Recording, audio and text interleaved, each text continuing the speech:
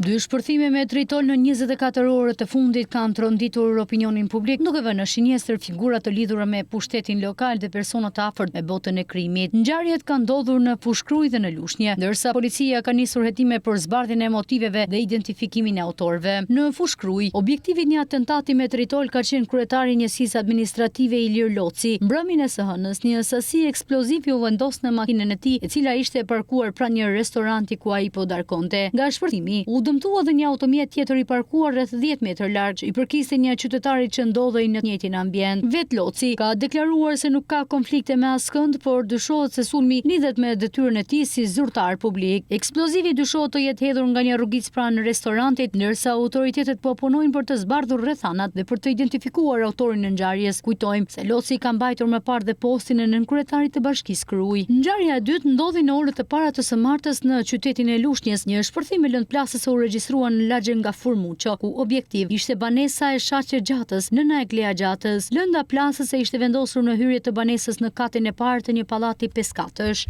Si pasojë e shpërthimit, pati vetëm dëme të lehta materiale, si xhama të thyer dhe dëmtime në mur, ndërkohë në banesa nuk ndodhej askush në momentin e shpërthimit. Klea Gjata, vajza e zonjës që banon në këtë apartament, nuk është e panjohur për autoritetet. Ajo u arrestua me 28 shtator 2023 në kuadër të operacionit policor të koduar Kurmosharro, pas dëshmisë së pandehurit të drejtësisë, Artan Tafani. Sipas hetimeve, Gjata kishte lidhje me grupin kriminal të Lar Haxhis, i dënuar me burgim të përjetshëm për masakrën e Lushnjës. Ajo u akuzua për përkrahje të autorit të krimit dhe moskallëzim krimi, ndërsa me 21 mars 2024 gjykata e posaçme e liroi nga Qilia duke i caktuar masën e ndalimit të daljes jashtë shtetit. Policia po vijon hetimet për të dyja ngjarjet, ndërsa nuk përjashtohet mundësia që ato të jenë sinjale paralajmëruese, respektivisht ndaj një zyrtari lokal dhe ndaj personave të lidhur me çarqet kriminale. Hetimet janë në faza paraprake dhe autoritetet janë në kërkim të autorëve të këtyre akteve kriminale që rikthejnë frikën e atentatit me tritol në vend.